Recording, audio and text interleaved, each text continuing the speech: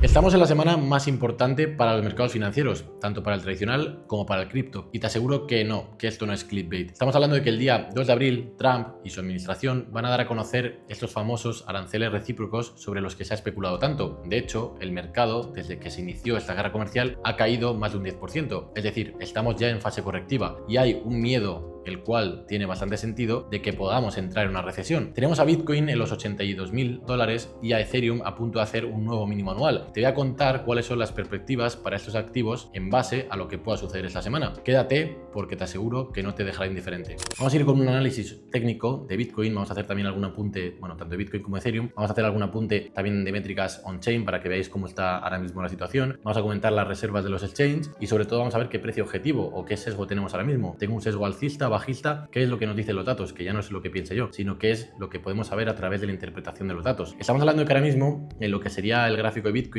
creo que poca gente no puede estar de acuerdo con esto. Y es que estamos en una tendencia o clara tendencia bajista, por lo menos en el corto plazo. Esto ya lo comentamos en el anterior vídeo, pero tenemos este mínimo aquí, que hizo nuestro máximo, nuestro ATH. Esto que tenemos aquí fue una distribución, ¿vale? Y de hecho esto fue lo que se conoce como toma de liquidez, es decir, el momento en el que tanto un mínimo como un máximo se llega a quebrar, pero no se llega a romper con el cuerpo, sino que lo que tenemos es una mecha, lo que se puede considerar es que es una toma de liquidez y que en este punto lo que podía empezar era una tendencia bajista. Lógicamente es muy precipitado anticipar una tendencia bajista en este momento, pero era el primer indicio, ¿vale? Que tenemos que tener en cuenta. Después, ¿qué fue lo que tuvimos? Pues bueno, tenemos aquí que si os fijáis justamente esta toma de liquidez, ¿vale? Que fue la toma de liquidez de este máximo que he comentado. Tuvimos varias tomas de liquidez más. Fijaros aquí como tuvimos otra, en este lugar, bueno, en este momento tuvimos otra que fue una consolidación de varios días. Después lo que tuvimos fue el conocido día en el que Trump hizo el anuncio ese domingo sobre la reserva estratégica de Bitcoin y mencionó a ciertas altcoins como XRP Solana, que creó mucho volumen, bueno, creó una vela bastante interesante, que es lo que conocemos como zona de interés u order block, y a partir de ahí lo que hemos tenido pues bueno, fue otra caída en la que se rompieron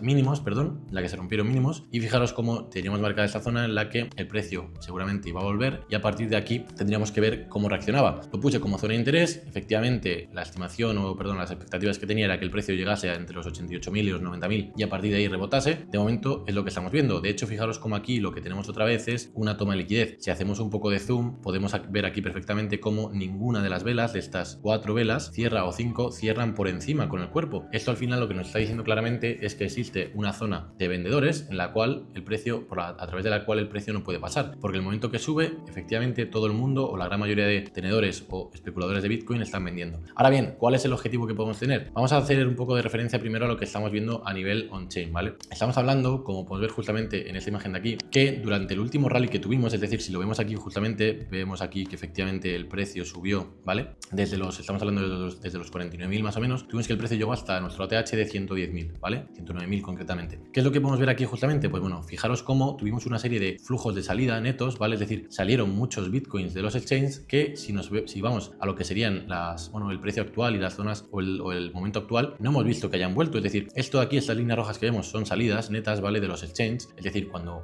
un bitcoin o varios bitcoins salen de los exchanges es porque la probabilidad o porque lo que nos suele decir la teoría es que esos bitcoins no quieren ser vendidos, sino que lo que pasan es a cold wallet o a ciertos sitios o para custodiarlos con el objetivo de mantenerlos en el largo plazo. Vimos una gran salida, en gran parte también seguramente por el tema de, bueno, primero porque Michael Saylor, el CEO de MicroStrategy, estuvo comprando, y os dejo de hecho la imagen aquí justamente, cómo ha estado comprando o top blasteando, que se dice que es literalmente comprando continuamente en ATH tras ATH. Eso tiene es parte de la explicación por la cual tenemos tantas salidas, pero también es verdad que por el tema de los ETFs hemos tenido también muchas salidas. De hecho, comentaremos ahora justamente el tema de los ETFs más adelante. Sin embargo, lo que os decía, fijaros como a pesar de tener muchas salidas netas, estos Bitcoin no volvieron en su momento o no han vuelto a los exchanges para ser vendidos. Por tanto, lo que nos puede decir esto es que efectivamente hay mucha gente interesada o hubo mucha gente interesada en comprar y sobre todo holdear. Creo que está habiendo un cambio bastante grande de paradigma en cuanto a la opinión general sobre Bitcoin. La gente lo entiende mucho más y de hecho es crucial entenderlo porque no hay otro activo real aparte de Bitcoin y el oro, y por eso se dice, y creo que de manera muy acertada, que Bitcoin es un oro digital, ¿vale? Pero bueno, eso ya lo trataremos en otro vídeo. ¿Qué tenemos más? Pues bueno, si nos fijamos justamente, algo importante y que quiero comentar son las funding rate, es decir, las tasas de financiación. Las tasas de financiación lo que nos dice es que cuánto están pagando en los contratos de derivados, ¿vale? En los contratos de futuros, los largos a los cortos, es decir, si están pagando los largos a los cortos por posicionarse o si están pagando los cortos a los largos por tomar posiciones, ¿vale? En este caso lo que hemos tenido, si os fijáis, al final lo habitualmente es que siempre lo que estuviesen recibiendo era dinero aquellos que se posicionaban en corto, ¿vale? Frente a los que se posicionaban en largo, porque siempre ha habido un interés alcista en Bitcoin y es la realidad. ¿Qué es lo que pasa? Si nos fijamos, esto fue concretamente el 24 de septiembre, si no me equivoco, que también fue pues al final de esa consolidación que tuvimos antes del rally que se produjo después de verano. Ahí sí que tuvimos unas tasas de financiación negativas, ¿vale? Y las hemos vuelto a tener ahora. ¿Esto por qué se puede ver? Porque hay varios inversores que lo que están haciendo es abrir posiciones cortas, por tanto lo que hace es que hay una divergencia entre el precio de spot y el precio de futuros, y por tanto lo que hacen los exchanges es incentivar a que se arbitre poniendo las funding rate negativas. Al poner las funding rate negativas, aquí lo que nos está diciendo es que efectivamente el sentimiento de mercado es negativo, ¿vale? Es decir, hay más cortos, es decir, más gente apostando a que el precio bajará que gente apostando a que el precio subirá. Por tanto, lo que sucede aquí es que los que se posicionan en corto están pagando, tienen que pagar a aquellos que se posicionan en largo. Al final, esto lo que nos dice simplemente es un cambio en el sentimiento del mercado, mientras que vemos que venimos de una tendencia completamente alcista donde las funding rate, esas tasas de financiación siempre han sido positivas. En este caso se han tornado y se han dado la vuelta, lo cual nos quiere decir que hay de verdad bastante gente posicionándose en corto. También algo muy importante, como hemos visto antes en la imagen anterior, hemos visto que muchos exchanges, que muchos Bitcoin salieron de los exchanges y no han vuelto. También uno de los motivos puede ser efectivamente de que haya traders o inversores que no quieran vender sus Bitcoins, ¿vale? A mercado, y lo que hagan sea abrir cortos con la misma posición que tengan en spot. Es decir, imagínate, esto se llama una estrategia delta neutral, en la cual los inversores lo que hacen es, yo tengo por ejemplo un Bitcoin y como no quiero venderlo, lo que hago es vender con un apalancamiento por uno, es decir, sin apalancamiento, en corto, vendo un Bitcoin también, de tal manera que yo lo que tengo es una exposición neta al precio de 0. En ese momento lo que yo tengo es que literalmente yo mantengo mi posición en spot, ¿vale? La tengo en custodio, tengo una cold wallet o lo que sea, y lo que hago es que no estoy expuesto al precio. Si el precio sube, bueno, habré perdido dinero porque yo estaba esperando que el precio cayese, ¿vale?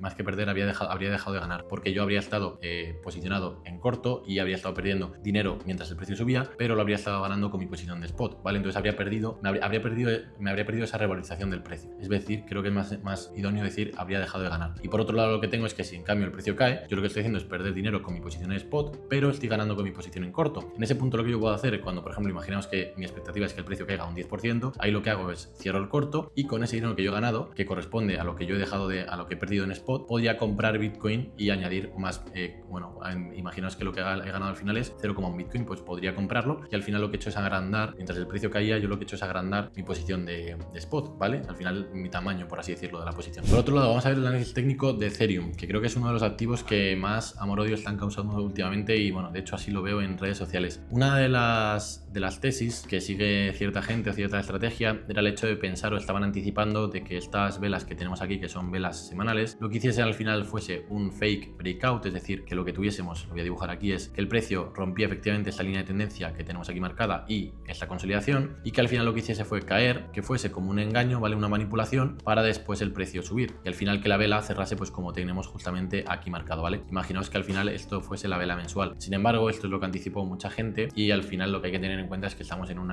momento de risk off por completo, un momento en el que no hay apetito por el riesgo, y anticipar este tipo de escenarios creo que es un poco inconveniente o no es la verdad que no tiene mucho sentido, porque si el momento de mercado fuese que estuviésemos dentro de un bull market todavía o de una fase alcista en la que suele haber esas manipulaciones o suele haber esas liquidaciones, lo entendería, pero teniendo en cuenta que al final Ethereum lo que ha hecho es perder una caja, una consolidación que llevaba más de año y medio consolidando o dentro de la que llevaba más de un año y medio y justamente una tendencia que llevaba respetando bastante, creo que no es lo más justo coger y pensar que había este movimiento. Más que justo, yo sinceramente no lo habría operado, pero bueno, esto ya es un poco a título personal cada uno. Y es justamente lo que pongo aquí, ¿vale? Que es lo que tenemos aquí, que mucha gente intentó anticipar esta vela y no se acabó dando. Ahora bien, ¿qué es lo que hemos tenido? Ya por hacer un poco de referencia al gráfico más que a lo que vienen siendo las expectativas de ciertos traders, que al final lo que hemos tenido, pues bueno, justamente es este rechazo. Tuvimos que el precio rompió con fuerza, quebró y llegó hasta los 1700, un mínimo que todavía no ha roto, pero que tiene hay bastantes probabilidades de romperlo. Y si nos fijamos aquí, lo que tuvimos fue un retesteo de esta zona para seguir cayendo. De hecho, aquí lo hemos vuelto a retestear más o menos y hemos vuelto a caer y la vela semanal es de un menos 9,96%, ¿vale? A nivel on-chain, más que on-chain, ¿qué es lo que nos dice las reservas de los CEX? En este caso sí que tenemos buenas noticias, aunque aquí hay un poco de dualidad en cuanto a lo que nos dice CryptoQuant, porque tenemos, si nos fijamos aquí justamente, de que efectivamente hemos hecho nuevos mínimos en las reservas de los exchanges, ¿vale? En cuanto a cuánto Ethereum o Ether, mejor dicho, tienen los exchanges en sus depósitos, y hemos visto que, efectivamente hemos visto una caída y estamos en mínimos anuales después de haber tenido mucha consolidación, mientras que en Bitcoin o los CEX seguían perdiendo cada vez más Bitcoins. Hemos visto que Ethereum tuvo una consolidación desde los 4.000 prácticamente esa zona hasta efectivamente la semana pasada tuvo la cantidad de Ethers que había en los exchanges había consolidado. Ahora bien, es buena noticia de que el precio de que la cantidad de Ether dentro de los exchanges caiga totalmente, pero si nos vamos a la siguiente imagen, que es la que os dejo justo aquí, vemos que aquí el net flow, ¿vale? El flujo total, el flujo neto que ha habido, si nos fijamos esta última semana tuvimos 2 días bastante positivos en los que entraron entre 15.000, más o menos 17.000 y 25.000 Ethers en los exchanges, y otros días en los que aquí se perdió,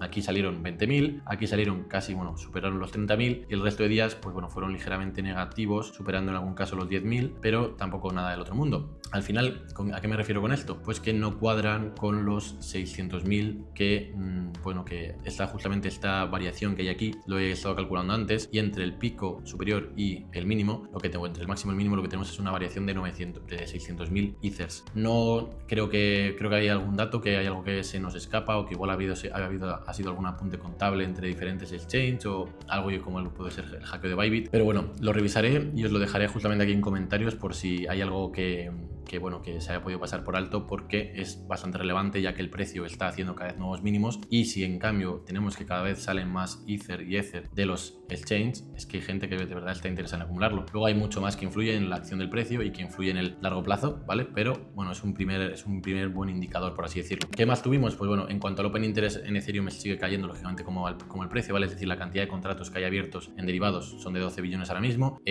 Sinceramente, creo que esto seguirá en tendencia bajista durante un tiempo, hasta que de verdad veamos un interés institucional en Ethereum, o de verdad si es que lo acaba viendo. Por otro lado, las funding rates sí que han estado igual que en Bitcoin, ciertamente negativo, y habrá que verlo, aunque es verdad que lo he estado viendo también en CryptoQuant, y a diferencia de Bitcoin sí que no se habían tornado negativas. Entonces, me parece un poco extraño y que el sentimiento en Bitcoin sí que haya cambiado, sin embargo en Ethereum no. También lógicamente influye un poco el precio. Bitcoin está en 82.000 o 83.000 si no recuerdo mal, y Ethereum está en torno a los 1.800. Al final creo que se tendría que haber tornado bastante antes el sentimiento negativo, ¿vale? Es decir, las tasas de financiación se tendrían que haber puesto negativo antes que ahora, pero esto al final es el mercado el que manda. Y por otro lado, lo que tenemos al final son los ETFs, ¿vale? Hemos tenido semana alcista, semana de influx, ¿vale? Estamos hablando de que, justamente la semana anterior fue bastante buena, y de hecho, si hacemos, os pongo aquí también el gráfico diario, ¿vale? De lo que serían los inflows, vimos que tuvimos los 3 primeros días de la semana, tres primeros días de la semana operables, pero el lunes fue fiesta, tuvimos inflows, ¿vale? Decentes. Sin embargo, el viernes, a raíz de ese dato de PCE, en el cual salió negativo, salió por encima de las expectativas,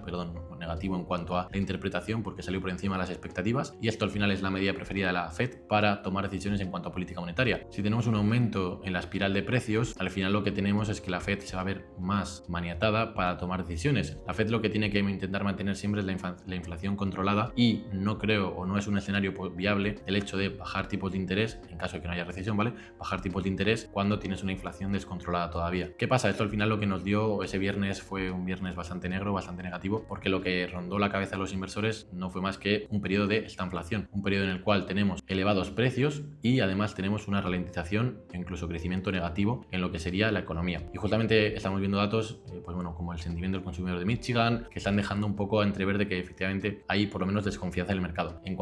Sobre todo en cuanto a soft data, que nos referimos a encuestas, el sentimiento está muy polarizado, y más que muy polarizado, es muy negativo. Y también tenemos que cada vez vemos datos negativos, datos de mercado o datos macro cada vez un poco más negativos, que van acompañando esta narrativa. Habrá que verlo, lo he dicho, el viernes fue el día que se dio la vuelta a todo, tanto índices como a nivel de gráfico y a nivel de inflows. Tenemos que ver algo que me gustaría también para Ethereum, ya que es un activo que hay mucha gente que está interesada en él. Me gustaría ver que de verdad en Ethereum vemos inflows que tenga relevancia en lo que serán los ETFs y que haya un apoyo cierta parte institucional. No significa que automáticamente cada Ether que se compra a través de un ETF sea por parte de un institucional o por parte de algún fondo o algún banco, no tiene nada que ver, pero sí que es verdad que es una vía en la cual utilizan bastantes family office y otro tipo de actores institucionales para entrar al mercado. Por tanto, me gustaría verlo para tomar decisión de, por ejemplo, comprar o añadir de vuelta Ethereum a mi cartera. Pero esto ya lo veremos más adelante. Espero que os haya gustado. Quiero que me dejéis en comentarios algún activo que queréis que comente o que vea en el futuro, si queréis que haga algún análisis de alguna altcoin, si queréis que haga un análisis un poco más de macroeconomía, cualquier cosa que me dejéis por aquí, me la pensaré para ponerla en marcha y que tengáis aquí el mejor contenido posible, ¿vale? Espero que os haya gustado, chicos, y nos vemos en el siguiente. Chao.